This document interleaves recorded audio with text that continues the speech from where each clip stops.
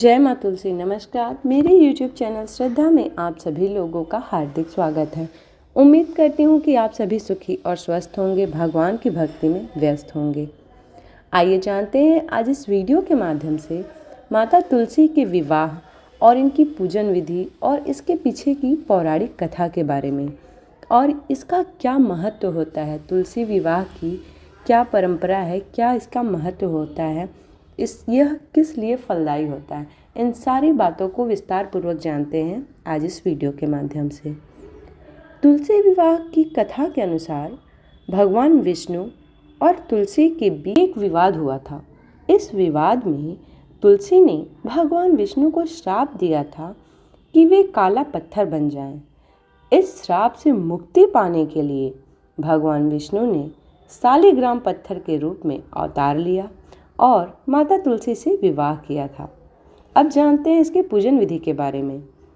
तुलसी विवाह की पूजा के लिए सबसे पहले पूजा स्थल पर गन्ने का मंडप सजाना चाहिए।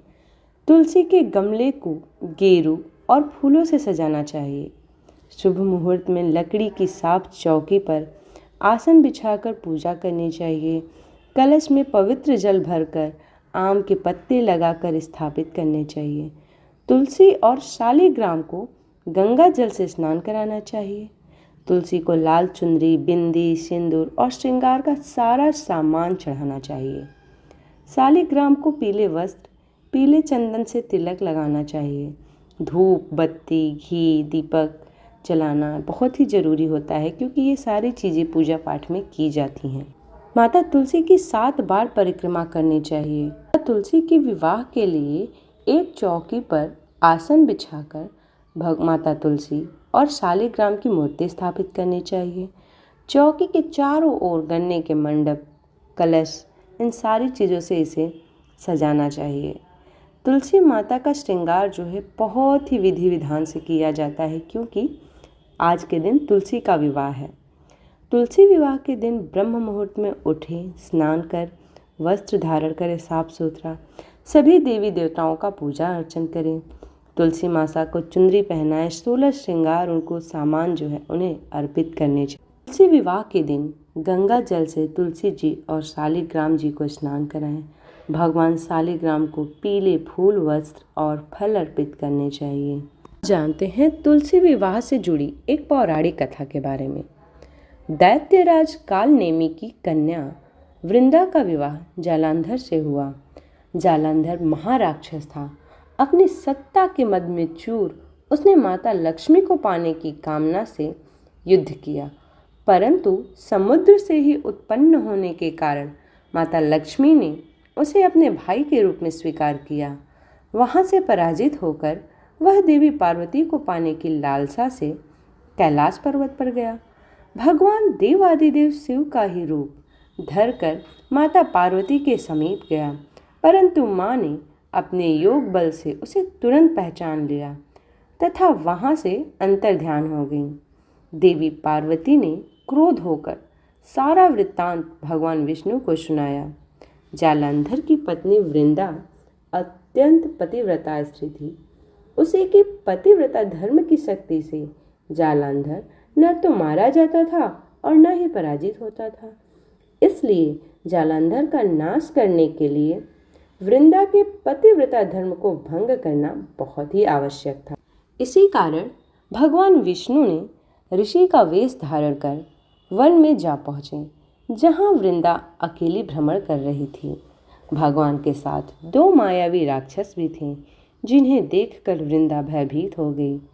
ऋषि ने वृंदा के सामने पल में दोनों को भस्म कर दिया। उनकी शक्ति देखकर वृंदा ने कैलाश पर्वत पर महादेव के साथ युद्ध कर रहे अपने पति जालंधर के बारे में पूछा। ऋषि ने अपने माया जाल से 2 वानर प्रकट किए। एक वानर के हाथ में जालंधर का सिर था तथा दूसरे हाथ में धड़। अपने पति की यह दशा देखकर वृंदा मूर्छित होकर गिर पड़ी। होश में आने पर उन्होंने ऋषि रूपी भगवान से विनती की कि वह उसके पति को जीवित करें। भगवान ने अपनी माया से पुनः जालंधर का सिर धड़ से जोड़ दिया और स्वयं ही वह उसी शरीर में प्रवेश कर गए। वृंदा को इस छल का तनिक भी आभास न हुआ। जालंधर बने भगवान के साथ वृंदा पतिव्रता का व्यवहार करने लगी, जिससे उसका सतीत्व भंग हो गया। ऐसा होते ही वृंदा का पति जालंधर युद्ध में हार गया। इन सारी लीला का जब वृंदा को पता चला तो उसने क्रोध होकर भगवान विष्णु को हृदयहीन शिला होने का शाप दे दिया। अपने भक्त के शाप को भगवान विष्णु ने स्वीकार किया और शालिग्राम पत्थर बन गए। सृष्टि के पालनकर्ता पत्थर बन जाने से ब्रह्मांड में असंतुलन की स्थिति हो गई। यह देखकर सभी देवताओं ने वृंदा से प्रार्थना की कि वह भगवान विष्णु को शाप से मुक्त कर दें। वृंदा ने भगवान विष्णु को शाप मुक्त कर स्वयं आत्मदाह कर लिया। जहाँ वृंदा भस्म हुई वहाँ तुलसी का पौधा उग गया। भगवान विष्णु ने वृंदा से कहा, हे वृंदा, तुम अपने सतीत्व के कारण मुझे लक्ष्मी से अधिक प्रिय हो। अब तुम तुलसी के रूप में सदा मेरे साथ रहोगी। जो मनुष्य भी मेरी शालिग्राम रूप के साथ तुलसी का विवाह करेगा, इस लोक और परलोक में विपुल यश प्राप्त होगा। ऐसी मान्यता है कि जिस घर में तुलसी होती है वहाँ यम के दूत भी असमय नहीं जाया करते। मृत्यु के समय जिसके प्राण मंजरी रहित तुलसी और गंगा जल मुख में रखकर निकल जाते हैं, वह पापों से मुक्त होकर वैकुंठ धाम को जाता है।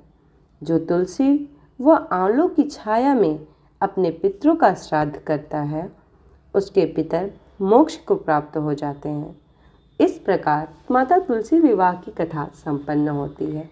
उम्मीद करती हूँ कि आज की वीडियो आप लोगों को पसंद आई होगी और आप लोगों के लिए सहयोगपूर्ण हुई होगी। यदि ये वीडियो पसंद आई हो तो वीडियो को लाइक करें, शेयर करें और चैनल को सब्सक्राइब करें। इसी प्रकार की भक्ति भाव और पूजा पाठ से जुड़ी हुई वीडियोस को प्राप्त करने के लिए चैनल को सब्सक्राइब करना ना भूलें। मिलते हैं अगले वीडियो में, तब तक के लिए जय माता तुलसी। माता तुलसी विवाह की ढेरों शुभकामनाएं।